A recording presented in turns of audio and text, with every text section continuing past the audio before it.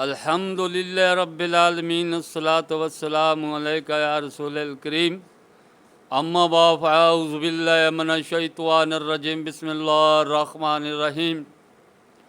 ناظرین کرام، دوستو، بزرگوں، میری بہنوں، چھوٹے بچوں، السلام علیکم ورحمۃ اللہ وبرکاتہ۔ امید ہے آپ سب خیریت سے ہوں گے۔ اللہ تعالی ہم سب کو خیریت سے رکھے۔ شیطان، انسان، جنات اور جو گیروں میں پھونکتی ہے ان کے شر سے محفوظ رکھے۔ اللہ تعالی ہمیں گناہ اور قرض سے اپنی پناہ میں رکھے۔ اللہ پاک ہم سب کا خاتمہ ایمان پر فرمائے۔ دوستو، آج کی ویڈیو کا بیان ہے کسی مسلمان کو حلال نہیں۔ جلد نمبر 5 صفحہ نمبر 420 420، حدیث نمبر 2642 یعنی کہ 2642، صحیح بخاری نزہۃ القاری جلد نمبر 5۔ حضرت انس بن مالک رضی اللہ تعالی عنہ سے حدیث بیان کی کہ رسول اللہ صلی اللہ علیہ وآلہ وسلم نے فرمایا، ایک دوسرے سے بغض نہ رکھو۔ کیا فرمایا؟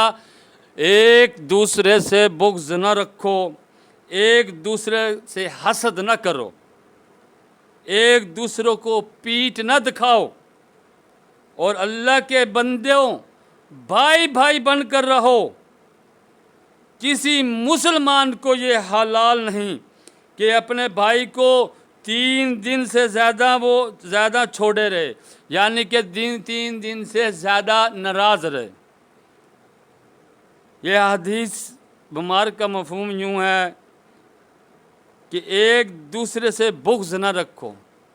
اگر کسی سے صحیح ملنا ہے تو صاف دل سے ملو، بغض سے نہیں کہ منہ پہ کچھ اور ہو، زبان پہ کچھ اور ہو۔ اور ایک دوسرے سے حسد نہ کرو، ایک دوسرے کو پیٹھ نہ دکھاؤ۔ اللہ کے بندو بھائی بھائی بن کر رہو۔ کسی مسلمان کو حلال نہیں کہ اپنے مسلمان بھائی سے 3 دن سے زیادہ ناراض رہے۔ کسی کے شان میں فرق نہیں پڑتا، اگر وہ نہیں بلاتا آپ خود بلا لیں۔ اگر آپ کی رنجش کوئی دینی ہے پھر نہیں، دنیاوی رنجش کے لیے۔ اگر دینی کوئی رنجش ہے آپ کی، دینی رنجش بہت کچھ ہوتی ہے، جس طرح ایک پر فتویٰ کفر کا لگتا ہے آپ اسے بلانا نہیں چاہتے، ایک یہ علیحدہ ہے۔ جو مسلمان ہے، جو نبی صلی اللہ علیہ وسلم اور اللہ پاک، اللہ کی کتابوں اور رسولوں، ان سب کے پر ایمان رکھنے والا ہے، یہ اس کی بات ہو رہی ہے۔ اس کی بھی بات نہیں ہے جو اللہ کو تو مانتا ہے کہ نبی کی شان میں گستاخی کرتا ہے، جب نبی کی شان کی باری آئے تو ہلے تراشتا ہے، کچھ سے کچھ بکواس کرتا ہے، اس طرح نہیں جی، اس طرح نہیں جی، صحیح ہے جی۔ کیوں؟ اللہ پاک نے قرآن پاک میں سورۃ جن میں فرما دیا، سورۃ منافق میں فرما دیا، یہ جو اے نبی صلی اللہ علیہ وسلم، اے میرے حبیب، یہ جو لکڑیاں بنی کھڑی ہیں نا، یہ جو رب کی قسم کھا کھا کر کہتے ہیں ہم آپ کو اللہ کا سچا رسول مانتے ہیں، اللہ کا نبی مانتے ہیں، میرے اللہ نے فرمایا کہ اے حبیب یہ جھوٹے ہیں، یہ جھوٹی قسمیں کھاتے ہیں۔ ان کی زبان پہ یہ ہے کہ آپ اللہ کے سچے نبی ہیں، لیکن ان کے دل میں فطور، ان کے دل میں وہی ہے، آپ کا حکم بھی نہیں مانیں گے، آپ کا فیصلہ بھی نہیں مانیں گے، دل میں ان کے یہ بات ہے، منہ سے یہ قرآن اٹھاتے ہیں۔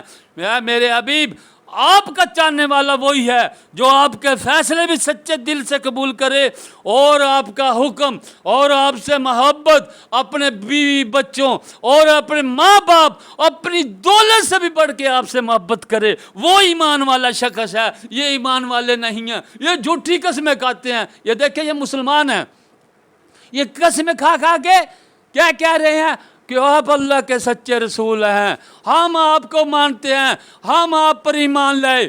لیکن رب فرماتا نا نا نا نا نا، میرے نبی یہ جھوٹ کہہ رہے ہیں، یہ قسمیں اٹھا رہے ہیں، ان کے دل میں آپ کی گستاخی ہے۔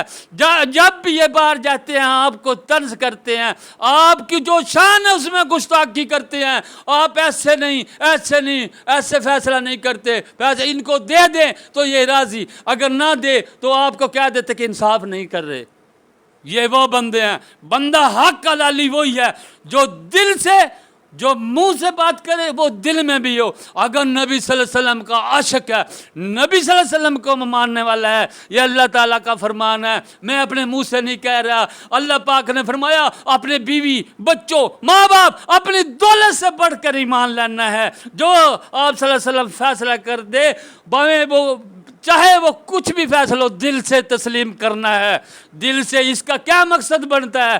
اس کا یہی مقصد بنتا ہے کہ دل سے نبی صلی اللہ علیہ وسلم کو ماننا۔ پھر یہ چغد بازیاں نہیں کرنی، ایسے نہیں ایسے ہوگا، نعوذ باللہ من ذالک، کچھ تو کہہ دیتے ہیں آپ صلی اللہ علیہ وسلم تو غیب کا علم نہیں۔ کئیوں نے لکھ دیا، اپنی کتابوں میں لکھ دیا کہ نبی صلی اللہ علیہ وسلم سے زیادہ علم تو شیطان اور فرشتوں کو تھا، شیطان کا علم بھی زیادہ کر دیا۔ یہ دیکھیں ان کی ادب دیکھیں کہ اوپر سے لا الہ الا اللہ کہتے ہیں، محمد رسول اللہ کہنے والے نبی کے دیوانے بنتے ہیں، بڑی بڑی محفلیں سے کانفرنس سے کرتے ہیں، اندر سے دیکھیں یہ کیا کہتے ہیں۔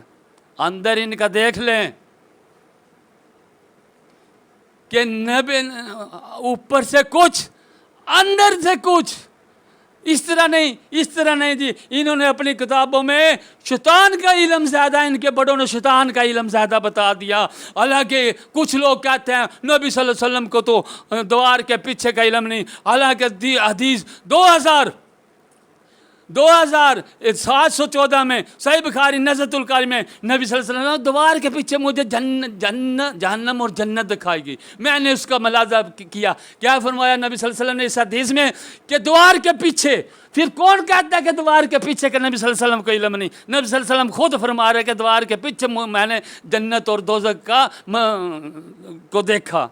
پھر نبی صلی اللہ علیہ وسلم نے فرمایا اسی صفحے پہ حدیث نمبر 288 صفحہ نمبر 127 پر حضرت انس رضی اللہ تعالیٰ عنہ سے روایت ہے، نبی صلی اللہ علیہ وسلم نے فرمایا جب میں نماز کے لیے کھڑا ہوتا ہوں اور آپ میرے پیچھے مبتدی ہوتے ہیں، جیسے ہی میں آگے دیکھ رہا ہوں ویسے ہی تم کو پیچھے دیکھ رہا ہوں، تمہارے رکوع، تمہارے خشوع سب مجھے نظر آتے ہیں۔ یہاں یہ نہیں فرمایا کہ میں اپنے علم سے جان لیتا ہوں، یہاں فرمایا کہ جیسے میں آگے دیکھتا ہوں ویسے ہی پیچھے دیکھتا ہوں۔ اسی صفحے پر حدیث نمبر 299 حضرت ابو ہریرہ رضی اللہ تعالیٰ عنہ سے روایت ہے کہ نبی صلی اللہ علیہ وسلم نے ایک نماز کے بعد فرمایا اے میرے صحابہ جیسے میں تمہارے آگے دیکھتا ہوں ویسے ہی تمہارے رکوع اور خشوع کو پیچھے دیکھتا ہوں۔ یہاں بھی علم نہیں فرمایا۔ وہ کون کہتا ہے کہ نبی صلی اللہ علیہ وسلم کا علم نہیں؟ نبی صلی اللہ علیہ وسلم یہ 3 حدیثیں بیان کر دی ہیں، نبی صلی اللہ علیہ وسلم خود فرما رہے ہیں کہ میرے صحابہ جیسے میں آگے دیکھتا ہوں ایسے ہی پیچھے دیکھتا ہوں۔ پھر یہ جگہ جگہ پہ اوپر سے لا الہ الا اللہ قسم اٹھانے والے اندر سے یہ کچھ اور ہوتے ہیں، نبی صلی اللہ علیہ وسلم کو جو تسلیم ہی نہیں، نبی صلی اللہ علیہ وسلم کی گستاخی کرتے ہیں، نبی صلی اللہ علیہ وسلم کی شان میں گستاخی کرتے ہیں۔ جب بھی کوئی بات آ جائے ٹینگے مہنگے مارتے ہیں، اور کوئی جلسہ ہو اس کے جھنڈے سجا لیتے ہیں۔ جب نبی صلی اللہ علیہ وسلم کا میلاد ہو اپنی جو بتی ان کی پہلے بلتی تھی وہ بھی مسوا دیتے ہیں، وہ بھی بجھا دیتے ہیں کہ ان کے دل میں وہ ہے، وہ چیز نہیں ہے جو زبان سے کہتے ہیں۔ جو سارا سال ان کی بتی بلتی ہے نا، میلاد کے مہینے میں وہ بھی بند کر دیتے ہیں۔ اندازہ کریں آپ۔ وہ اللہ پاک نے صحیح فرمایا تھا کہ میرے حبیب یہ جھوٹی قسمیں کھاتے ہیں، یہ اندر سے کچھ اور اوپر سے کچھ ہے، یہ منافق ہے۔ اللہ پاک نے فرمایا کافروں کو تو میں اوپر رکھوں گا، ان منافقوں کو نچلے جہنم کے طبقے میں گھیروں گا، نیچے لے کے جاؤں گا، کیونکہ انہوں نے آپ صلی اللہ علیہ وسلم کے سامنے قسمیں اٹھا کے آپ صلی اللہ علیہ وسلم کو مطمئن کرتے کہ ہم آپ کو سچا رسول مانتے ہیں۔ یہ مسلمان وہی ہے، یہ عبداللہ بن ابی کے ساتھی ہیں جنہوں نے مسجد بھی بنائی تھی کہ نبی صلی اللہ علیہ وسلم پر آیا کہ ہماری مسجد میں چلیں اور نماز ادا فرمائیں۔ اللہ پاک نے فرمایا جبرائیل جائیں نبی صلی اللہ علیہ وسلم کو فرما دے وہاں اس مسجد میں نہیں جانا، وہ اللہ اور اللہ کے حبیب کے لیے نہیں بنی، وہ انہوں نے اپنے مقصد کے لیے بنائی ہے، وہاں آپ کے خلاف باتیں ہوتی ہیں، آپ کی شان میں گستاخی ہوتی ہے۔ نبی صلی اللہ علیہ وسلم نے صحابہ کو بھیج کر وہ مسجد گرا دی، حالانکہ یہاں کہہ دیتے ہیں نا کوئی بات نہیں اللہ کا گھر ہے، اللہ کا گھر ہے۔ یہ یاد رکھے وہ بھی اللہ کا گھر بنایا تھا، وہ مسجد بنائی تھی۔ نبی صلی اللہ علیہ وسلم نے صحابہ سے فرمایا اس مسجد کو گرا دو، کیونکہ اللہ تعالیٰ کا حکم آ گیا کہ اس میں آپ کی جو گستاخی ہوتی ہے گرا دی. یہاں سے آپ سبق لے لیں.